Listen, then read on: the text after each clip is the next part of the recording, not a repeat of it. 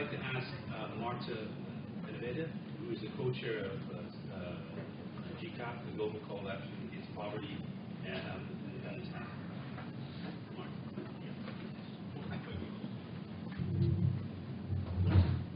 Wait, that's good. Yeah, because we need to wake up, really.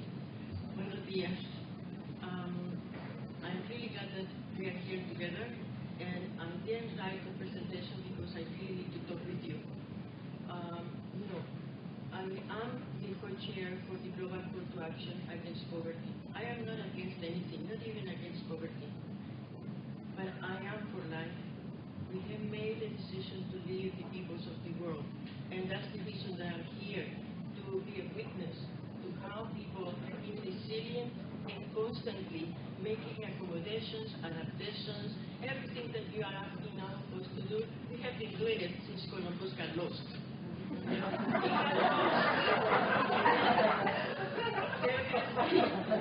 has been a coup d'etat against all of you to let you see that you have been discovered, that all of us have been discovered. And when he said I discovered, he said I take possession in the name of the church and of the Queen. So we have to know where this paradigm has come from. That's called colonialism. And all of us in the world have really been very present about decolonizing ourselves and working together to make the qualitative changes. Poverty has come from that kind of discrimination and that kind of extraction, because at this point you can see it very clearly. You see even in the United States the immigration issue. There is a major problem for all of you. And then we see what's happening all around the world to what has been done to the planet, to our Mother Earth. Indigenous people all over the world and impoverished people who don't like to be called poor. They don't like to be called disadvantaged, unfortunate, or whatever other name you can find to call any of us. I have chosen to be with them because I want a different world order. I don't want a better world. I want a different world order, a different there is a process that we had around the world. There was the new economic international order, and we also had the new international information order. Those have to go together, and they were worked by the peoples of the world together to create the conditions for human rights to be respected and brought about for each human being. But that can only happen if we also have the economic, social, and cultural rights of people, and at least at this point, by the protection and the respect of Mother Earth. People have dignity. We are not asking for any handouts. When the sister talked there, this is the least that one can do if we have something that, fisher people in Nicaragua were discussing how there is this poverty that we cannot get ourselves out of. And then they said, well, but that's even, Nicaragua is mostly Christianity, and this is with Father Cardenal, and they were saying, hey, the Bible says that the poor will always be there, so that's us. We'll never be out of this. And then, they were scratching their heads, and what do we do then? Just give up and just live on hope? And they said, no. While there is poverty, there is going to be poor. And that is what we have to change. To us, the United Nations has always been created for the purpose of peace. Peace is a synonym for development. Otherwise, there is no development for us. And the Portuguese, especially the Brazilians, have a word for development. In Spanish, it's desarrollo, but it doesn't really mean the real meaning. The people in Brazil said desenvolvimiento, and desenvolvimiento is the unwrapping. That's what development is, and it has to be for communities, for nations, and for persons. I am asking all of us to really accompany the UN. It's not the UN that is accompanying us. The UN is our instrument. And if it is for peace and real development, it has to be also for real security. I come from a country where I have experienced war, and we are still having it. We have organized crime, 17 people, especially young people and young women and rural peoples being killed in the countryside every day, at least 17. No, in a country of 1 million people, we cannot be exporting our youth, and we cannot be allowing this kind of violence to exist.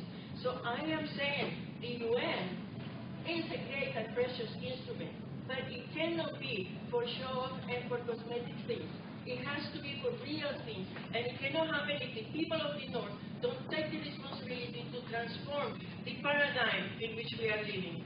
So I am saying, yes, there is a new development agenda that's being created. Let's be sure that we accompany the UN. And this is what is bringing us to 2030. I say that we have to go further than 2030 because we have a millennium of peace to be created in millennium. It's a development paradigm. So later on we can talk about it, but please don't forget. The new development agenda has to go further than 2030 to the 23rd century, 7th generation, just like the indigenous people talk about. And the earth, Mother Earth, water, air, trees are our relations, just like everybody else. So let's work to end this paradigm that we have and work together to create a community of peoples and nations that we need.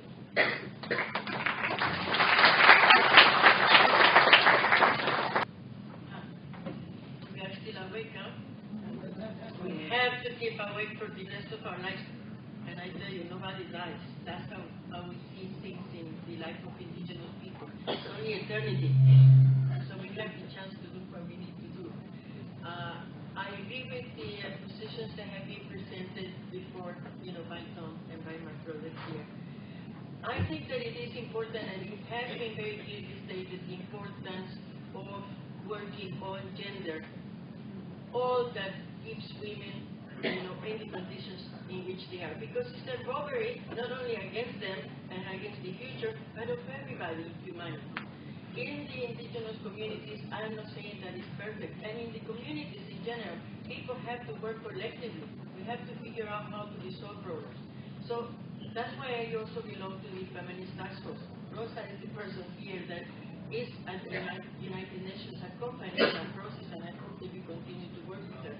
And maybe later you can see a video that we prepared for you on women from around the world, really working and dealing with these issues.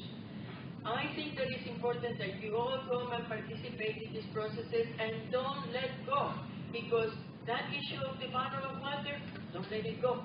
Create your group and ensure that everybody participates that is concerning about that and make proposals. This is what we have to do in our countries. When he says that all these policies have to go down to the territories, to the local communities, we have to be in the municipalities, but not only in the municipalities, but in the community, cultural centers. This is all about culture also. This paradigm that we have been discovered is a colonial situation that we have.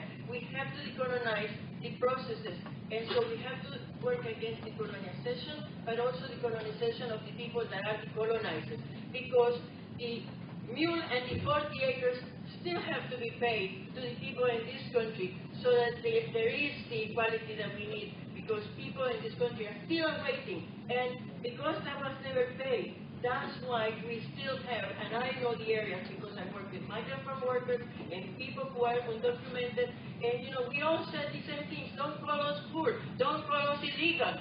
Who is illegal in this country, Well, not even the people that arrived after Columbus, We